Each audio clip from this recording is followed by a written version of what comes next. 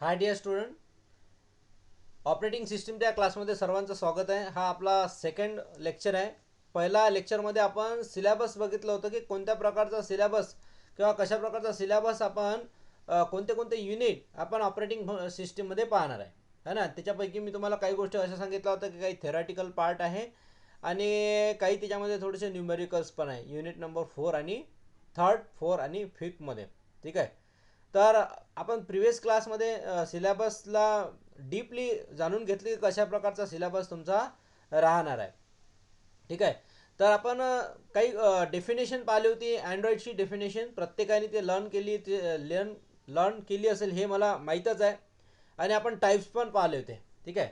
एक वेळा रिपीट करतो. डेफिनेशन जे आहे अँड्रॉइडची जी डेफिनेशन आहे ते डेफिनेशन तुम्हाला प्रत्येकालाच माहिती आहे. It is an interface between the user and hardware. त्याचे उदाहरण पण सांगितले होते. लिनक्स आहे है ना, विंडोज आहे, आय ओ एस आहे, युनिक्स आहेत, हे याचे उदाहरण. ठीक आहे. तर आपल्या क्लासेसचं काय खासियत आहे, काय फॅसिलिटी आहे, काय फोकस आहे ते पहिले जाणून घेऊ. त्याच्यानंतर आपण आपल्या सिलेबसकडे जाऊ. तर आपल्याकडे काय फॅसिलिटी आहे ना, ते आपण पाहून घेऊ. तर आपण याच्यामध्ये फॅसिलिटी कोणत्या कोणत्या प्रोव्हाइड करतो. सगळ्यात पहिली गोष्ट की तुमची एक्झाम जे असते एम एस बी टीची. ठीक आहे. एम एस बी टीची जी एक्झाम असते त्याचा पॅटर्न जो आहे त्या पॅटर्नमध्ये मी तुम्हाला शिकवणार ऑपरेटिंग सिस्टीम. दुसरा, मॉडेल आन्सर पेपर तुमचे कवर झाले पाहिजे. जेवढे मॉडेल आन्सर पेपर असतात ते पूर्ण तुमच्या याच्यामध्ये कवर होतील. त्याच्यानंतर जे क्वेश्चन असतील आय एम पी क्वेश्चन्स है ना, आय एम पी क्वेश्चन. चौथा जो आहे मी क्वेश्चन आन्सर या पॅटर्नमध्ये शिकवतो. म्हणजे असाच्या असाच क्वेश्चन तुम्हाला एम एस बी टीचा जो तुमचा फायनल पेपर आहे त्याच्यामध्ये येणार. पाचवा तुमचा फायदा असा आहे की तुम्हाला ऑनलाईन रेकॉर्डिंग लेक्चर किंवा रेकॉर्डेड लेक्चर तुम्ही याला मल्टिपल टाइम्स रिपीट करू शकता. हे असे रेकॉर्डेड लेक्चर तुम्हाला भेटणार. जर समजा कोणाचा एखाद्याचं मिस झालं लेक्चर तर मिस झाल्यानंतर ऑनलाईन रेकॉर्डेड लेक्चर भेटणार. आणि चौथी गोष्ट hand written notes. Hand written notes. आता तुम्ही म्हणसाल प्रिंटेड का नाही, कारण प्रिंटेडचा प्रॉब्लेम असा आहे की पुढच्या वर्षी सिलेबस तुमचा चेंज होऊन राहिला. म्हणून तुम्ही हा एक फायदा आहे की आता क्लास जॉईन करून तुमचा ओ एस वाय चांगल्या मार्कानं काढून घ्या. गलतीने जर बॅक राहिला तर समजा तुमचं वर्ष गेलं. आता तुम्ही काढू शकणार नाही, काढू ते शकणार पुढे, पण तुमचं वर्ष चाललं ना, त्याच्यापेक्षा तुमचे पर्सेंटेज वाढून राहिले. तर क्लास हा आपला रेग्युलर करा. ठीक आहे. तर तुम्हाला यूट्यूबवर काही लेक्चर पाहायला भेटतील आपले. आणि त्याच्या पुढची जी सिरीज आहे यूट्यूबवर हे झाल्यानंतर पुढची जी सिरीज आहे ते आपल्या ड्राईव्हच्या माध्यमातून तुम्ही विकत करू शकता, बाय करू शकता. ठीक आहे. तर आता आपण जाऊ पुढच्या सिलेबससाठी. तर पुढचा जो सिलेबस आहे तर इथे तुमचा युनिट नंबर 1 आपण स्टार्ट करत आहे. ठीक आहे. युनिट नंबर 1 जो आहे तो आहे तुमचा ओव्हरव्ह्यू ऑफ ऑपरेटिंग सिस्टीम. ठीक आहे. Overview of operating system. ठीक आहे. ओव्हरव्ह्यू ऑफ ऑपरेटिंग सिस्टीम हा तुमचा पहिला युनिट आहे. तर पहिल्या युनिटचा पहिल्या युनिटचा हा तुमचा पहिला क्वेश्चन आहे. पहिला क्वेश्चन काय म्हणते, व्हॉट इज ऑपरेटिंग सिस्टीम, असा क्वेश्चन येऊ शकते. आणि give the example. Operating system काय, गिव्ह द एक्झाम्पल. याचा तर पहिलेच डिस्क्रिप्शन आपण बघितलं आहे. तरी पण मी पहिले सांगतो की ऑपरेटिंग सिस्टीम म्हणजे काय. की ऑपरेटिंग सिस्टीमचं उदाहरण मी तुम्हाला अगोदर सांगितलेलं आहे, तरी एकदा रिपीट करतो. की जर समजा एखादं हे प्रिंटर आहे, याला मी म्हटलं प्रिंटर. ठीक आहे. हे जे प्रिंटर आहे आणि प्रिंटरच्या नंतर एक युजर इथं आहे. ठीक आहे. एक युजर आहे. मग या युजरला जर समजा प्रिंट काढायचे असेल तर तो लॅपटॉपवरती जाते. पण लॅपटॉपवरती गेल्यानंतर एक प्रिंटर नावाचं जे सॉफ्टवेअर आहे त्या सॉफ्टवेअरवरती क्लिक करते. आणि क्लिक केल्यानंतर मग त्याला काय मिळते, आउटपुट मिळते. मग हा कोणाशी इंटरॅक्ट करून राहिला, सॉफ्टवेअरशी. तर मग हा जो सॉफ्टवेअर आहे हा कोण हँडल करते, तो ऑपरेटिंग सिस्टीम. मग यालाच आपण इंटरफेस किंवा मेडिएटर म्हटलेलं आहे. इंटरफेस किंवा मेडिएटर. मग याला म्हटलेलं आहे युजर आणि हा काय, हार्डवेअर. म्हणून याची डेफिनेशन काय होते, it is an interface. Operating system is an interface between user and hardware of computer system. म्हणून याची डेफिनेशन आहे, an operating system is an interface between the user and hardware of the computer. हा first point आहे. दुसरा point काय आहे की हे जे एक्झिक्युशन आहे ते जेवढे एक्झिक्युशन आहे, समजा मी आता या प्रोग्रामला क्लोज केलं, ठीक आहे, प्रोग्राम परत ओपन केलं, हे जे होऊन राहिला तो ओपन होऊन राहिला, क्लोज होऊन राहिला, याला एक्झिक्युशन म्हटलेलं आहे किंवा रन टाईम म्हटलेलं आहे, रन किंवा एक्झिक्युशन. तर रन किंवा एक्झिक्युशन जे आहे हे कोण करते, तर हे करते ऑपरेटिंग सिस्टीम. रन किंवा एक्झिक्युशन जे आहे ते कोण करते, ऑपरेटिंग सिस्टीम. म्हणून प्रत्येकाचं याला आपण control of execution of application program, कोणताही एक सॉफ्टवेअर असेल किंवा एखादं ॲप्लिकेशन असेल त्याचं जे कंट्रोलिंग करते तो कोण करते, ओएस, ऑपरेटिंग सिस्टीम प्रत्येकाचं काय करते, कंट्रोलिंग करते. थर्ड पॉईंट मध्ये काय म्हटलेलं आहे की याला आणखी दुसरं नाव काय आहे, तर दुसरं नाव आहे त्याला रिसोर्स मॅनेजर. याला आणखी कोणत्या नावाने ओळखलं जाते ऑपरेटिंग सिस्टीमला, तर रिसोर्स मॅनेजर या नावाने ओळखलं जाते. ठीक आहे, 3 पॉईंट सांगितले. फर्स्ट डेफिनेशन, सेकंड जो आहे तो आपण म्हटला की कंट्रोल करते एक्झिक्युशनचं, आणि नेक्स्ट आपण असं म्हटलं याला रिसोर्स मॅनेजर. ठीक आहे, थर्ड पॉईंट. एवढे पॉईंट तुम्हाला लिहायचा आहे. 2 मार्काला हा MSBTच्या एक्झाममध्ये क्वेश्चन विचारला जाते. आणि त्याचे एक्झाम्पल इथे तुम्हाला एक्झाम्पल लिहायचं आहे. एक्झाम्पलमध्ये विंडोज आहे, लिनक्स आहे, अँड्रॉइड आहे, iOS आहे, युनिक्स आहे, डॉस आहे. ठीक आहे, याचे वेगवेगळे GUI बेस आहे, विंडोज बेस आहे ना. तर असे वेगवेगळे याचे एक्झाम्पल आपण पाहिले. ठीक आहे, तर हे ऑपरेटिंग सिस्टीमबद्दल हा पहिला क्वेश्चन आपण इथे पाहिला. ठीक आहे, कोणाला काही डाऊट असेल तर तुम्ही कमेंट सेक्शनमध्ये तुमचे डाऊट विचारू शकता. ठीक आहे, त्याच्यानंतर पुढचा, आणि कमेंट सेक्शनमध्ये जर समजा काही रिप्लाय नाही भेटला तर खाली माझा नंबर दिला आहे डिस्क्रिप्शन बॉक्समध्ये, तिथे डायरेक्टली तुम्ही कॉन्टॅक्ट करू शकता. त्याच्यानंतर पुढचा क्वेश्चन जो येतो एक्झाममध्ये तो येतो list the component of OS. List the component of OS, operating सिस्टीमचे कॉम्पोनंट कोणते कोणते आहे. आता हा जर समजा क्वेश्चन नाही आला तर ऑर मध्ये याच्यामध्ये एक क्वेश्चन येऊ शकतो, need what is the need of operating system. What is the need of operating system. बघा, हा question list of component of OS किंवा नीड ऑफ ऑपरेटिंग सिस्टीम या दोघांचे जे आन्सर आहे ते एकच आहे. आणि तसं जर पाहिला तर पूर्ण सिलेबस किंवा ऑपरेटिंग सिस्टीमचे जेवढे कंटेंट असतील ते हेच आहेत. याला आपण म्हणलो what are the contents of operating system, तर तुम्हाला हेच सांगायचं आहे. What are the components of operating system, list the component of operating system किंवा नीड ऑफ ऑपरेटिंग सिस्टीम, तर तुम्हाला हेच पॉईंट लिहायचे आहे. आता एवढं लक्षात ठेवा की ऑपरेटिंग सिस्टीममध्ये जेवढं लिहिसाल तेवढं कमी आहे. तुम्हाला थेरी जे आहे ते जास्तीत जास्त लिहावं लागेल. ठीक आहे, थेरी जे आहे खूप सारी थेरी लिहायला लागते. समजा 4 मार्कासाठी विचारलं तर 2 ते 4 पेज तुम्हाला लिहावं लागते. ठीक आहे, 2 ते 4 पेजच्या दरम्यान, डिपेंड करते कोणत्या प्रकारचा क्वेश्चन आहे. Theory most important. थेरीमध्ये पण तुम्हाला काय लक्षात ठेवायचे, हे जे पॉईंट्स आहे हे असणं मॅन्डेटरी आहे, कंपल्सरी आहे. हे जर नसेल आणि तुम्ही काही जर समजा भोपाली लिहिलं तुमच्या मनानं तर डायरेक्ट इथं आम्हाला ऑथॉरिटी आहे की तुम्हाला किती मार्क्स देणं, 0 मार्क्स देणं. हे लक्षात ठेवा. म्हणून हे जे आहे हे कंपल्सरी आहे की याच्यामध्ये तुम्हाला हे पॉईंट असणं कंपल्सरी आहे. आता जरुरी नाही आहे एक्झाममध्ये कसं दिलं त्याच्या प्रकारे. समजा आता तुम्हाला समजा 2 मार्काला क्वेश्चन विचारला तर मॅक्सिमम तुम्हाला 4 पॉईंट याच्यामध्ये लिहायला लागतात. ठीक आहे, चला तर आता पुढे जाऊ आपण. लिस्ट ऑफ कॉम्पोनंट और नीड ऑफ ऑपरेटिंग सिस्टीम मधला पहिला आहे प्रोसेस मॅनेजमेंट. पहिला प्रोसेस मॅनेजमेंट. आता जो प्रोसेस मॅनेजमेंट आहे तो ॲक्च्युली काय करते. प्रोग्राम म्हणजे काय होते, प्रोग्राम म्हणजे सेट ऑफ इन्स्ट्रक्शन. प्रोग्राम म्हणजे काय होते, सेट ऑफ इन्स्ट्रक्शन. मग हे जे सेट ऑफ इन्स्ट्रक्शन आहे हे आपण लाईन बाय लाईन लिहितो. मग जसं लिहिलं तर प्रोग्रामला मग नंतर आपण रन करतो. रन करणे म्हणजे काय, एक्झिक्यूट करणे. मग जेव्हा आपण एक्झिक्यूट करतो तर तो कुठे जाते, तर प्रोसेसमध्ये.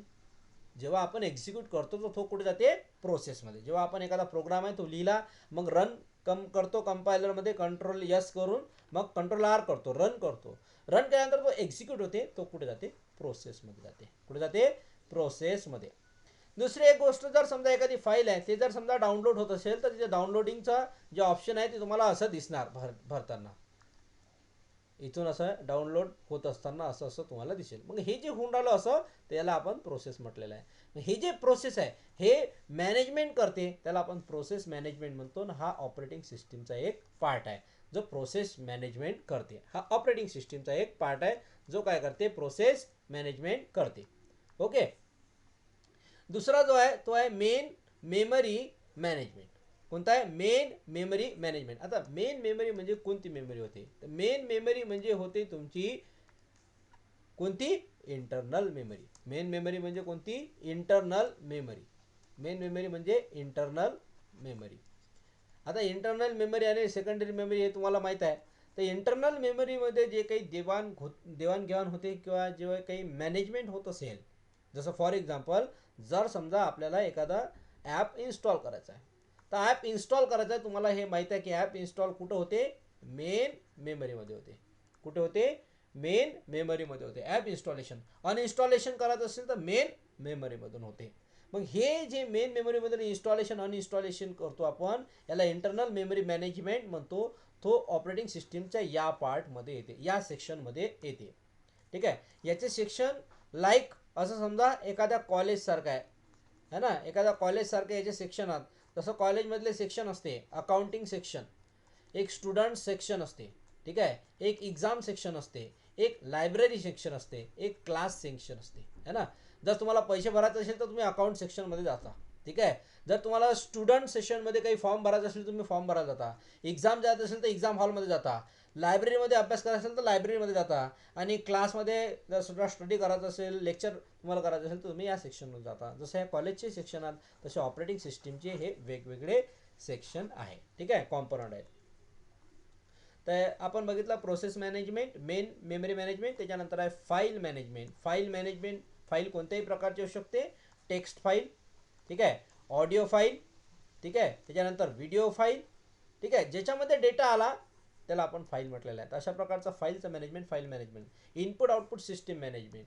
जसं आता एक सी पी यू आहे, या सी पी यूला जर समजा तुम्ही माऊस कनेक्ट केला, काय कनेक्ट केला? माऊस, तर हा झाला इनपुट डिव्हाइस. मग हा कनेक्ट याला झाल्यानंतर ऑपरेटिंग सिस्टीम याच्यावर लक्ष ठेवते, काय प्रोसेस होत आहे ॲक्च्युअली, ठीक आहे, याला ड्राईव्ह करते, चालवते, याचे ड्रायव्हर याच्यामध्ये इन्स्टॉल करते, याला आपण इनपुट म्हटलेलं आहे. आणि तुम्ही जर समजा एखादा प्रिंटर याच्यामध्ये लावलं तर प्रिंटर आहे आउटपुट डिव्हाइस. मग हे जे असे जे इनपुट आउटपुट डिव्हायसेस आहे, इनपुट आउटपुट डिव्हायसेस म्हणजे प्रिंटर झालं, स्कॅनर झालं, पेन टॅब झाला, जॉयस्टिक झालं, है ना, जेवढे काही इनपुट आउटपुट डिव्हाइसेस याच्यातले याला कनेक्टेड होतात, तर ऑपरेटिंग सिस्टीम हे मॅनेज करते इनपुट आउटपुट सिस्टीम मॅनेजमेंट थ्रू. त्याच्यानंतर सेकंडरी स्टोरेज मॅनेजमेंट म्हणजे hard disk. Hard disk secondary storage म्हणजे काय होते? Hard disk. आणि हार्ड डिस्कमध्ये आपण याला आपण लॉंग टर्म पण म्हणू शकतो, long term memory. Long term memory हे काय झाली? तुमची लॉंग टर्म मेमरी झाली की जास्त वेळपर्यंत जे टिकून राहते त्याला आपण लॉंग टर्म मेमरी म्हणतो. जास्त दिवसपर्यंत टिकून राहते त्याला आपण लॉंग टर्म मेमरी म्हणतो. आणि आपला जो डेटा असतो तो बॅकअप आपण कुठे घेतो? हार्ड डिस्कमध्ये घेतो, कारण की हार्ड डिस्कमध्ये स्पेस जास्त असते. हार्ड डिस्कमध्ये वेगवेगळे टाईप्स आहेत, ठीक आहे, टेप डिस्क पण आहे, ठीक आहे. असे खूप सारे टाईप्स आहेत. जे एकदम फास्ट असते त्याला वेगळं नाव आहे, जे स्लोएस्ट असते त्याला वेगळं नाव असते. टी बीमध्ये येतात ते, म्हणजे जे त्याची जे जास्तीत जास्त मेमरी साईज आहे ते टी बी 1 TB 2 TB 3 TB असे येतात. तर सेकंडरी स्टोरेज म्हणजे हार्ड डिस्क होते. तर हार्ड डिस्कमध्ये आपण असं दुसरं एक उदाहरण म्हणू शकतो आपली मेमरीसुद्धा. मग जे हार्ड डिस्कमध्ये जे काही ऑपरेशन परफॉर्म होतात ते सेकंडरीमध्ये होतात. त्यानंतर रिसोर्स मॅनेजमेंट. रिसोर्स म्हणजे काय की कोणत्या ॲप्लिकेशन किंवा जे काही व्हिडिओ असतील किंवा इन्स्टॉलेशन प्रोसेस असेल ते ॲक्च्युली कुठून येऊन राहिलं. जसं फॉर एक्झाम्पल आता हा सी पी आहे. आता या सी पी यूमध्ये जर समजा मला एखादं ॲप्लिकेशन इन्स्टॉल करायचं असेल तर माझ्याकडे दोन तीन वे आहे. एक तर सी डीचा यूज करून, एक तर पेन ड्राईव्हचा यूज करून, एक तर डायरेक्ट ऑनलाईन, है ना. मग याच्यासाठी मी रिसोर्स कोणाचा यूज करून राहिलो? ॲप इन्स्टॉलेशनसाठी. ॲप इन्स्टॉलेशनसाठी मी कोणाचा वापर करून राहिलो? तर होऊ शकते मी ऑनलाईन करून राहिलो, होऊ शकतो मी पेनड्राईव्हमधून करू शकतो, होऊ शकतो मी सी डी. आता सी डीचा तर जमाना गेलास, पेनड्राईव्ह पण आता कम झाले, सर्वात जास्त ऑनलाईन आणि पेनड्राईव्ह दोन चालू आहे.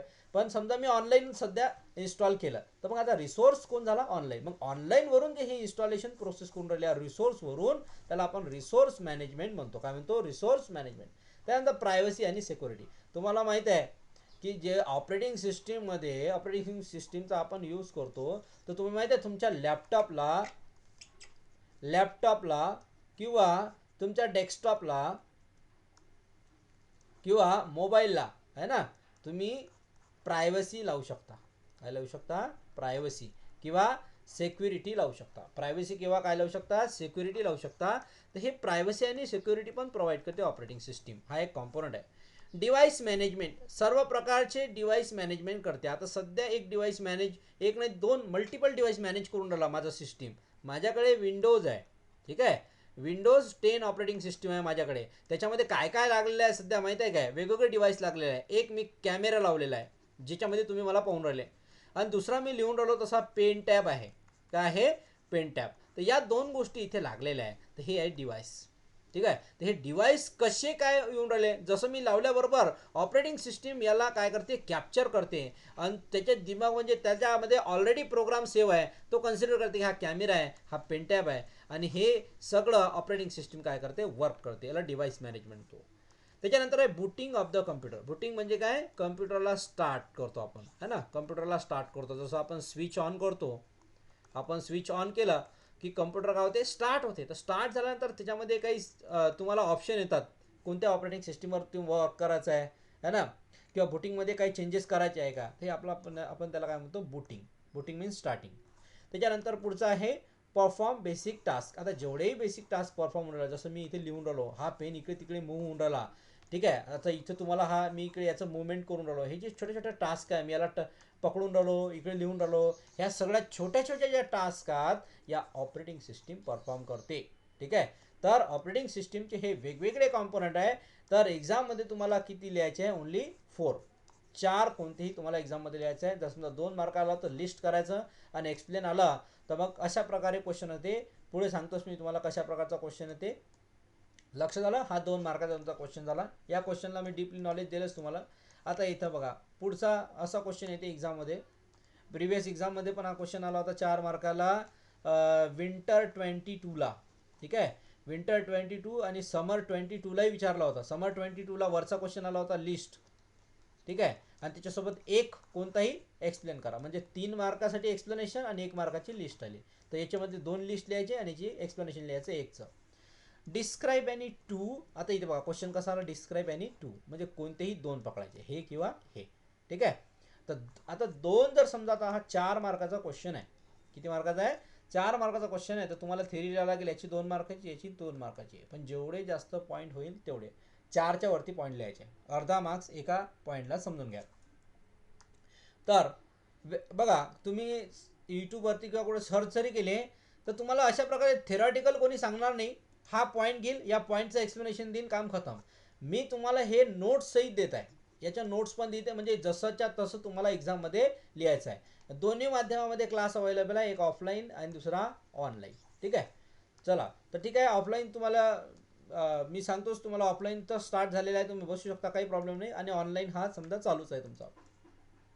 आता क्वेश्चन कसा आला इथे, या एक्झाममध्ये आला होता, कोणता? विंटर 22मध्ये 4 मार्कासाठी क्वेश्चन आला होता. आणि 2 कॉम्पोनंट्स ऑफ ऑपरेटिंग सिस्टीम, ठीक आहे.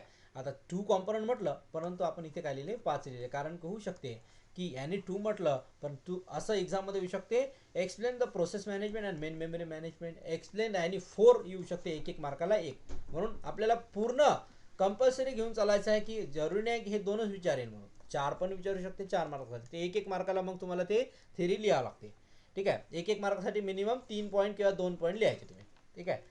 त्याच्यानंतर आता process management, main memory management, file management, I O input output system management, secondary storage management, हे सर्व मी अगोदर समजून सांगितलेलं आहे, ठीक आहे. आता आपण 1 बाय 1 डिटेलमध्ये जाऊ. आता पहिला portion,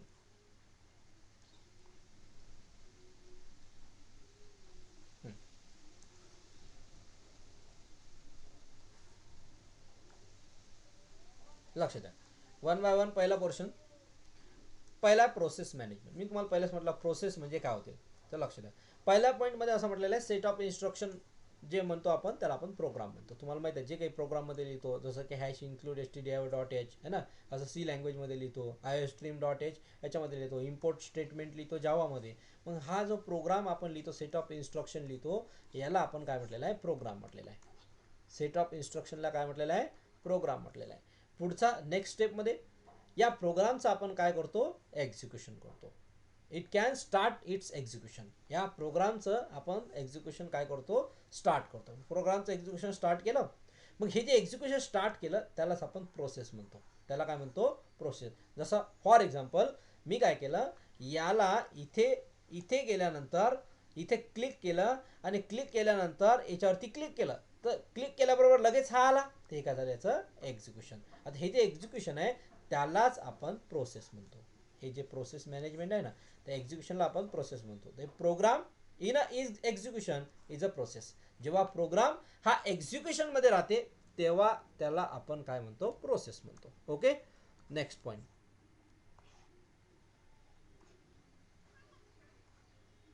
third point, program in a execution. Third point मध्ये काय म्हणते, word processing program run by the users on PC और प्रोसेस. म्हणजे तुम्ही समजा आता एखादी वर्ड फाईल ओपन केली, तर वर्ड फाईल ओपन केली, लेट सपोज आता मी इथे गेलो आणि इथे गेल्यानंतर एखादी वर्ड फाईल ओपन केली. ठीक आहे, इथे गेल्यानंतर वर्ड फाईल आपण गेलो इथे आणि इथे मी एखादी वर्ड फाईल ओपन केली. आता वर्ड फाईल ओपन केली तर तो प्रोसेसमध्ये चालू झाला. ठीक आहे, इथे नावाला याला क्लिक केल्यानंतर हा प्रोसेसमध्ये चालू झाला. ही बघा याची प्रोसेसिंग, ही आहे त्याची प्रोसेसिंग. मग इथे म्हणजे जे काही लिहिणार तर हा काय करून राहिला, प्रोसेस करून राहिला, त्याचा सेव्ह करून राहिला ऑटोमॅटिक, त्याचा फॉन्ट तयार करून राहिला, हे सगळं काय होऊन राहिलं, प्रोसेसिंग होऊन राहिलं. तर वर्ड फाईल जरी ओपन केली, याची जी हँडलिंग आहे ते ऑपरेटिंग सिस्टीमच करते. कोण करते, ऑपरेटिंग सिस्टीम करते. त्याच्यानंतर next point, process need various systems resources including CPU time, memory, file and input output devices to complete the job of execution. म्हणजे एखादा एक्झिक्युशन आपल्याला कंप्लीट करायचं असेल तर त्याच्यामध्ये वेगवेगळे टास्क तुमच्या समोर येतात. वेगवेगळ्या टास्क समोर आल्यानंतर त्या याच्यामध्ये जेव्हा आपण CPU त्याला देतो तर CPU मध्ये होऊ शकते टाईम, ते फाईल घेणार, मेमरी घेणार किंवा फाईल किंवा इनपुट आउटपुट डिव्हायसेस, हे सगळे सगळे एक्झिक्युशनमध्ये कामी पडतात. जसं आता एखादा ॲप्लिकेशन आहे. ठीक आहे, आता हा ॲप्लिकेशन आहे 2 GB चा. ठीक आहे, आता तुम्हाला माहिती आहे 2 GB चं ॲप्लिकेशन ओपन करणं म्हणजे टाईम कन्झ्युमिंग आहे. सोबत त्याची मेमरी पण जास्त झाली, फाईल पण याच्या मोठ्या बनवून राहिल्या आणि याला इनपुट आउटपुट डिव्हायसेस लागणार. ठीक आहे, त्याच्यानंतर नेक्स्ट पॉईंट, पुढचा पॉईंट याच्यामध्ये असं म्हटलेलं आहे, next point, these resources can be given to the process when it is created or allocated to while the running. जेव्हा आपण रनिंग करतो एखादा प्रोग्राम, तर प्रोग्राम रन करत असताना त्याला आपण क्रिएट पण करू शकतो आणि डिलीट पण करू शकतो. एखादा प्रोग्राम जर बनवला आपण तर त्याला काय करतो, क्रिएट, नवीन बनवतो आणि त्याला डिलीट करतो. ठीक आहे, आता त्याच्यानंतर नेक्स्ट पॉईंट आहे की काही रिस्पॉन्सिबल ॲक्टिव्हिटीज आहेत. ठीक आहे, रिस्पॉन्सिबल काय आहे, ॲक्टिव्हिटीज आहेत. जे इम्पॉर्टंट आहे याच्यामध्ये सर्वात इम्पॉर्टंट हे पॉईंट्स आहेत, ॲक्टिव्हिटीज. ठीक आहे, प्रोसेस मॅनेजमेंटमध्ये कोणत्या कोणत्या ॲक्टिव्हिटीज येतात ते पाहून राहिलो आपण. पहिला ए जो आहे, creation and deletion of system process. म्हणजे जे सिस्टीम प्रोसेस आहे ते तयार करणे आणि डिलीट करणे. जसं तुम्ही प्रोग्रामचा एक्झिक्युशन केला तर ते क्रिएट झाली, एक्झिक्युशन खतम झाला तर काय झाली, डिलीट झाली. तर प्रोसेस क्रिएशन अँड डिलिशन. दुसरा सस्पेन्शन अँड रिझम्पशन. सस्पेन्शन म्हणजे काय, त्याला वेटिंगवर ठेवणं. तुम्हाला माहिती आहे एखादा जर समजा आपण प्रोग्राम एक्झिक्यूट केला तर एक्झिक्यूट तो व्हायचंच असते, इन्स्टॉलेशन व्हायचं असेल तर तो सस्पेन्समध्ये असते. कुठे असते, सस्पेन्समध्ये असते, म्हणजे थांबलेला असते, त्याचं असं रनिंग चालू असते, त्याला आपण सस्पेन्स म्हटलेलं आहे. तर रिझ्यूम, रिझ्यूम म्हणजे काय, परत तो स्टार्ट होणे, रिझ्यूम. हे प्रोसेसचं पार्ट आहे. Third, the mechanism for process synchronisation, process communication आणि डेडलॉक हँडलिंग. ठीक आहे, मेकॅनिझम सेम आहे. प्रोसेस सिंक्रोनायझेशन तुम्हाला लिहायचं आहे याच पद्धतीनं. ठीक आहे, प्रोसेस सिंक्रोनायझेशन म्हणजे काय, प्रोसेस तुमची सिंक्रोनाइज होते. म्हणजे सिंक्रोनाइजचा अर्थ असा होते की डेटा जो आहे तो 1 by 1 फॉर्मॅटमध्ये दिसतो. जसं फॉर एक्झाम्पल सिंक्रोनायझेशनमध्ये म्हटलं की पेज नंबर 1 ओपन झाला, मग नंतर त्याच्यानंतर पेज नंबर 2 ओपन होते, त्याच्यानंतर पेज नंबर 3 ओपन होते. जसं स्टॅकमध्ये 1 by 1 ओपन होते ना, तशी या प्रोसेस ह्याच्यामध्ये काय होत जातात, ओपन होत जातात. त्याला आपण सिंक्रोनायझेशन म्हटलेलं आहे. कम्युनिकेशन म्हणजे काय, याचा डेटा याच्यामध्ये आपण ॲड करू शकतो किंवा याचा डेटा याच्यासोबत ॲड करू शकतो किंवा हे पेज एकमेकाला कनेक्टेड असते, त्याला आपण कम्युनिकेशन म्हणतो. हे प्रोसेसचा पार्ट आहे. हा कशाचा पार्ट आहे, प्रोसेसचा पार्ट आहे. जसं फॉर एक्झाम्पल आता जर समजा तुम्ही एखादं ॲप्लिकेशन इन्स्टॉल केलं, ॲप्लिकेशन काय केलं, इन्स्टॉल केलं, तर ॲप्लिकेशन इन्स्टॉल केल्यानंतर ॲप्लिकेशन इन्स्टॉल करत असताना पेज नंबर 1 येते, मग तो म्हणते go to page number next, go to page number next. हे जे लिंकिंग ऑफ पेजेस आहे याला आपण काय म्हटलेलं आहे, कम्युनिकेशन म्हटलेलं आहे. आणि हा प्रोसेसचा पार्ट आहे. कशाचा पार्ट आहे, हा प्रोसेसचा पार्ट आहे. त्याच्यानंतर आहे डेडलॉक हँडलिंग. डेडलॉक हँडलिंग म्हणजे असं की एखादं ॲप्लिकेशन आहे, ते ॲप्लिकेशन एखादं समजा आहे, तर हे जे ॲप आहे हे ॲप इन्स्टॉल करत असताना त्याचा एंड होऊ नये. इन्स्टॉल केल्याबरोबर ते स्टार्ट झालं पाहिजे है ना, स्टार्ट झालं पाहिजे आणि आपल्याला विजिबल झालं पाहिजे, ते दिसलं पाहिजे. म्हणजे जो ॲप्लिकेशन आहे त्याच्यामध्ये एखादा व्हायरस असून तो ॲप्लिकेशन स्टॉप नाही झाला पाहिजे है ना, स्टॉप व्हायला नको. तो जर स्टॉप झाला तर डेडलॉक झाला, मरून जाईल, तो खतम होऊन जाईल. तर हे कंडिशन यायला नको. तर हे याच्यावर लक्ष कोण ठेवते? Process management. प्रोसेस मॅनेजमेंटमध्ये असा की जर समजा एखाद्या व्यक्तीने या ॲप्लिकेशनवरती क्लिक केलं तर हा ॲप्लिकेशन स्टार्ट झाला पाहिजे. त्याने ॲप्लिकेशन केलं तर तो काय झाला पाहिजे? स्टार्ट. जसा हा स्टार्ट झाला, याला क्लोज केलं तर हा काय झाला पाहिजे? क्लोज झाला पाहिजे. ठीक आहे, तर आपण मेकॅनिझम ऑफ डेडलॉक हँडलिंग म्हणतो. तर आपण इथे आता प्रोसेस मॅनेजमेंट बघू. आता पुढचा पार्ट जो आहे सेकंड, जो आहे आपला मेन मेमरी मॅनेजमेंट. ठीक आहे, आता मेन मेमरी मॅनेजमेंट म्हणजे मी तुम्हाला सांगितलं की मेन म्हणजे कोणती होती? इंटरनल स्टोरेज है ना. इंटरनल स्टोरेज जो असते आपला, तो इंटरनल स्टोरेज म्हणजे मेन मेमरी मॅनेजमेंट. आता मेन मेमरी मॅनेजमेंटचा फर्स्ट पॉईंट काय म्हणते की लार्ज ॲरे ऑफ वर्ड म्हणजे समजा एक वर्ड फाईल असेल, ती जास्त GB जी असेल वर्ड फाईल, त्याच्यामध्ये खूप सारा डेटा आहे, तो बाईटच्या फॉर्मॅटमध्ये असतो. कोणत्या फॉर्मॅटमध्ये असतो? बाईट किंवा बीट. आपण म्हणतो ना, हे 1 बाईट आहे, 2 बाईट आहे, 3 बाईट आहे. Ranging in size from 100,000 of billions, म्हणजे ज्या फाईल्स असू शकतात है ना, त्या फाईल्स तुमच्या जास्त GB मध्ये असू शकतात, MB मध्ये असू शकतात.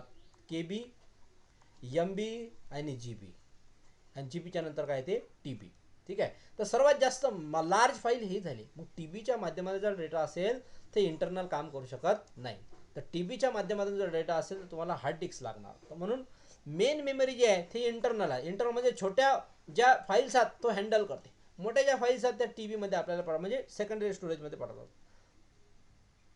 त्याच्यानंतर each word of bytes has its own address. म्हणजे तुम्ही जर समजा एखादा डेटा लिहिला, समजा आता हे मी फाईल बनवली, हे जे आहे PDF बनवली, हे PDF कुठं ना कुठं या मेमरीमध्ये जाऊन स्टोअर केली असेल. तुम्ही मेमरीमध्ये एखादा फोल्डर असेल, या फोल्डरमध्ये ही फाईल काय असेल? स्टोरेज असेल. म्हणजे याचा ॲड्रेस आहे, याचा काय एक ॲड्रेस आहे. एका फोल्डरमध्ये मेमरी जाऊन हे स्टोअर झाली. नेक्स्ट पॉईंट काय म्हणते? Main memory is a repository of quickly accessible data stored by the CPU. म्हणजे मेन मेमरी जो असते, या मेन मेमरीमध्ये CPUचा डेटा जो आहे तो थोडासा फास्ट हँडल होतो. ठीक आहे, थोडासा काय होतो? फास्ट हँडल होतो, क्विकली ॲक्सेस. ठीक आहे, आणि इनपुट आउटपुट डिव्हायसेस हे कोण करू शकते? इनपुट आउटपुट डिव्हायसेसच्या थ्रू आपण याच्यामधला डेटा जो आहे तो थोडासा फास्टली ॲक्सेस करू शकतो, हँडल करू शकतो. फास्टली ॲक्सेस किंवा हँडल आपण करू शकतो. Next point, CPU read instruction from main memory during the instruction phase. जेव्हा इन्स्ट्रक्शन फेज सायकल असते तर मेन मेमरीमधून डेटा काय होते? फेच होते. फेच म्हणजे काय? Send or receive the data. Send or receive, घेणे, देणे घेणे है ना, डेटाची देवाणघेवाण जे CPU मधून होते त्याला फेचिंग सायकल म्हणतो आपण. Both read and write. Read and write म्हणजे याच्यामध्ये डेटा घेऊन जाणं, डेटा घेऊन येणं, डेटा घेऊन जाणं, डेटा घेऊन येणं. Send and receive the data, याला आपण फेचिंग म्हणतो. From main memory during the data fetch cycle. जेव्हा डेटा फेच सायकल होते तेव्हा मेन मेमरीमधून जो डेटा आणतो, म्हणजे आणतो आणि घेऊन जातो, हे जे ऑपरेटिंग सिस्टीमच्या कशामध्ये होते? मेन मेमरी मॅनेजमेंटमध्ये होते.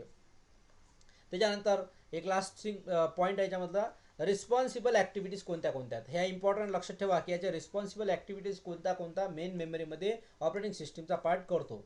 जसं की मेन मेमरीमध्ये ऑपरेटिंग सिस्टीमचा पार्ट जो आहे, ऑपरेटिंग सिस्टीमचा मेन मेमरीमध्ये पार्ट जो आहे तुमचा, तो कोणता आहे? पहिला समजून घ्या. A, keeping track of which parts of memory are currently being used and whom. म्हणजे कोणता पार्ट मेमरीचा कोण यूज करून राहिलं. जसं की आता हे मेमरी आहे, ठीक आहे, या मेमरीमध्ये 3 पार्ट आहेत, A, B, C. ठीक आहे, किंवा मी असं म्हणतो या मेमरीचा पार्ट मेन मेमरीचा मी असा, तर याच्यामध्ये आपण पार्टिशन केले. समजा याला C ड्राईव्ह म्हटलं आपण. ठीक आहे, याला C म्हटलं, याला D म्हटलं आणि याला E म्हटलं. आता आपण हे म्हटलं एखादा ॲप्लिकेशन आपण इन्स्टॉलेशन केलं, ॲप्लिकेशन किंवा इन्स्टॉल केला, ॲप इन्स्टॉल केला, तर तो कोणत्या सेक्शनमध्ये जाणार है ना, होऊ शकते तो सी ड्राईव्हमध्ये जाणार.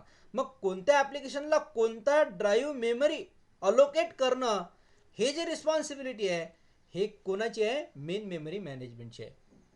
मेन मेमरी मॅनेजमेंट डिसाईड करते की नवीन येणारं ॲप्लिकेशन किंवा डेटा हा कोणत्या पोझिशनवर जाईल आणि कोणत्या मेमरीमध्ये जाईल, है ना. तर हे याची ॲक्टिव्हिटीज आहे, मेन मेमरीची ॲक्टिव्हिटीज आहे की कोणत्या ट्रॅकमध्ये जो आपल्याला ठेवता येईल.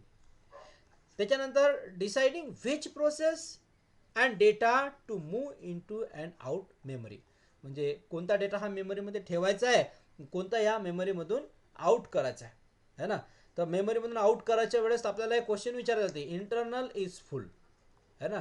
इंटरनल इज फुल, इंटरनल फुल झाला आहे तर तुम्हाला काय करायचं आहे, इंटरनल फुल झाल्यामुळे तुम्हाला हा जो डेटा आहे हा एक्सटर्नलमध्ये काय करायचा आहे, सेंड करायचा आहे. इंटरनल फुल झाल्यामुळे डेटा कुठं आहे, एक्सटर्नलमध्ये सर्व. हे जे इन आणि आउट आहे, इन आणि आउट जे आहे ते इन आणि आउट जो मॅनेज करते तो हा मेन मेमरी मॅनेजमेंट करतो.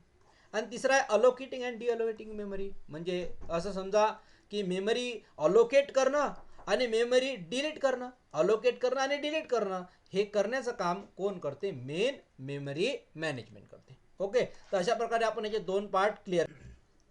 आता आपण याचे दोन जे कॉम्पोनंट्स आहेत ते आपले कंप्लीट झाले. आपण आलो आहे थर्ड कॉम्पोनंटवरती. तर थर्ड कॉम्पोनंटमध्ये आपण म्हटलेलं आहे फाईल मॅनेजमेंट.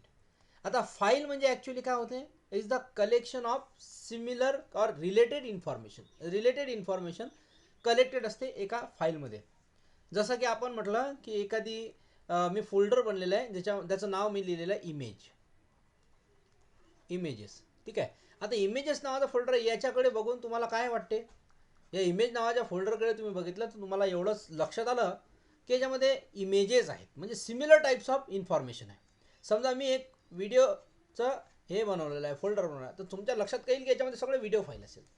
आणि जर समजा मी असं फोल्डर बनवलं त्याच्या नोट्स नाव दिलं तर तुमच्या दिमागामध्ये काय तयार होईल की याच्यामध्ये सर्वच्या सर्व काय असतील, नोट्स असेल. मग यालाच फाईल म्हटलेलं आहे. याला काय म्हटलेलं आहे, फाईल. ते इमेज असू शकते, ऑडिओ असू शकते, नोट्स असू शकते किंवा टेक्स्टच्या फॉर्ममध्ये असू शकते, ठीक आहे. मग पहिला पॉईंट असं म्हटलेलं आहे की file is a collection of related information define it's creator म्हणजे मी झालो याचा क्रिएटर. मी इमेजेसचं फोल्डर फाईल बनवलं, मी व्हिडिओचा फोल्डर फाईल बनवलं, मी नोट्सचा फोल्डर फाईल बनवलं, तर मी क्रिएटर झालं. आणि या ज्या रिलेटेड इन्फॉर्मेशन ज्याच्यामध्ये असते आणि त्याच्यासाठी त्याला आपण एका वन फोल्डरमध्ये कलेक्ट करतो त्याला आपण फाईल म्हणतो. ते फाईल कोणत्याही प्रकारची असू शकते. Computer can store the file in the disk म्हणजे सेकंडरी स्टोरेज. कॅन म्हणजे ठेवू शकते.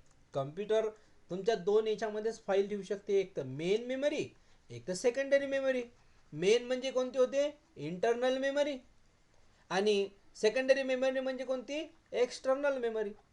तर या दोन याच्यामध्ये तो ठेवू शकते. तर इथे सध्या म्हटलेलं आहे फाईल हे सेकंडरी स्टोरेजमध्ये, म्हणजे याच्यामध्ये तो फाईल तो कोणत्या याच्यामध्ये ठेवू शकते, पण लार्ज फाईल असेल तर आपण सेकंडरी मेमरीमध्ये ठेवणार.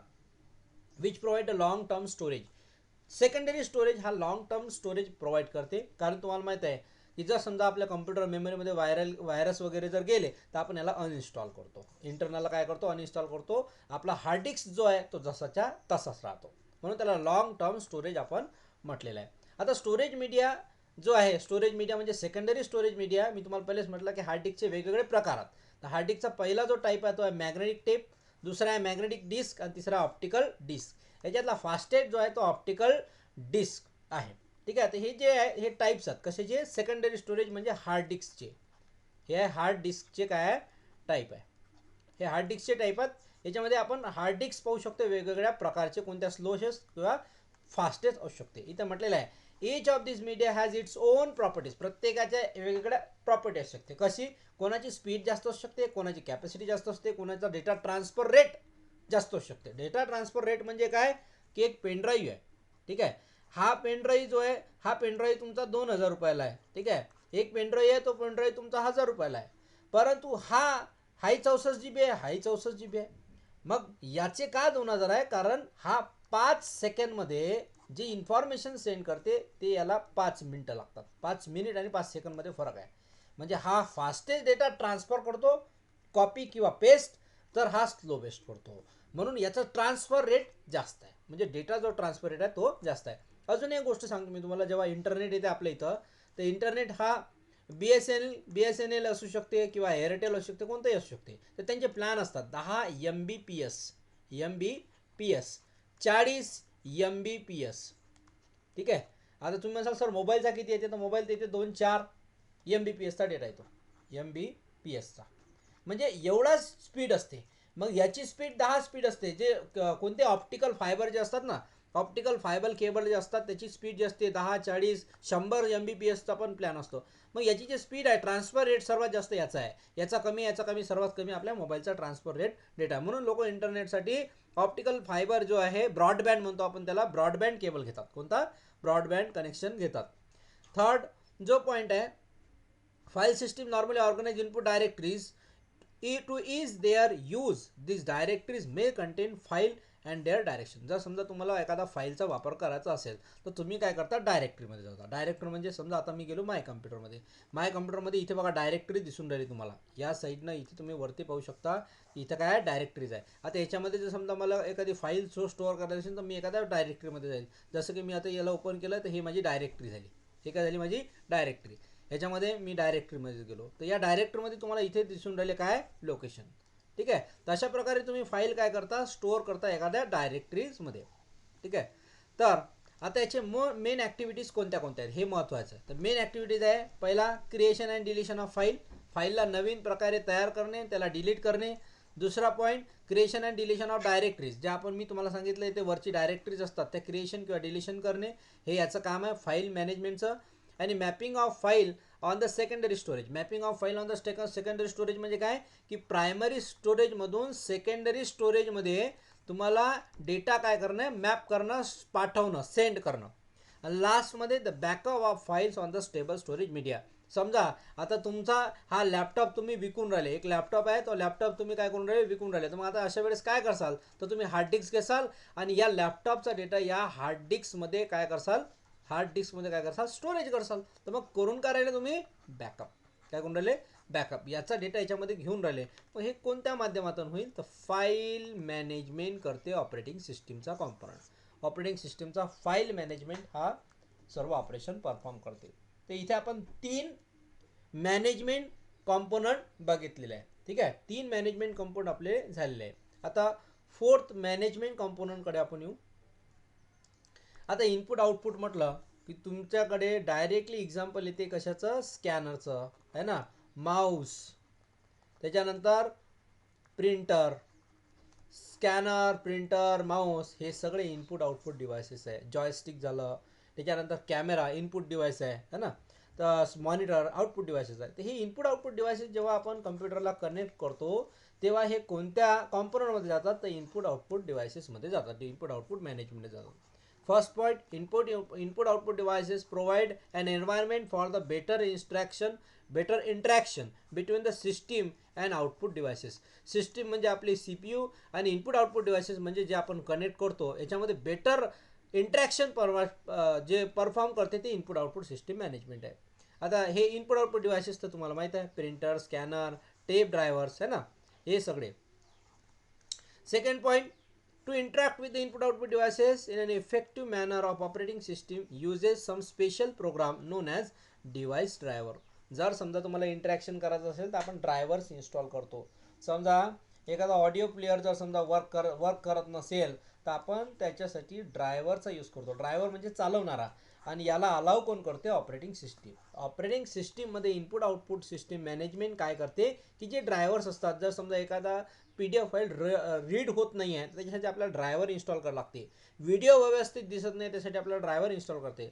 जेव्हा आपण अनइन्स्टॉल करतो कोणताही PC, जेव्हा आपण एखादा PC अनइन्स्टॉल करतो तर अनइन्स्टॉल केल्यानंतर सगळ्यात पहिलं काम असते की ड्रायव्हर इन्स्टॉल करणं. ड्रायव्हर इन्स्टॉल केले नाही तर तुमचे ऑडिओ दिसू शकत, ऑडिओ MP3 प्लेअर वाजू शकत नाही, ऑडिओ दिसू शकत नाही, फाईल आपण रीड करू शकत नाही. म्हणून सगळे ड्रायव्हर तो अगोदर इन्स्टॉलेशन करते, जो काही ज्याच्याकडे तुम्ही अनइन्स्टॉल PC केलेला आहे तो.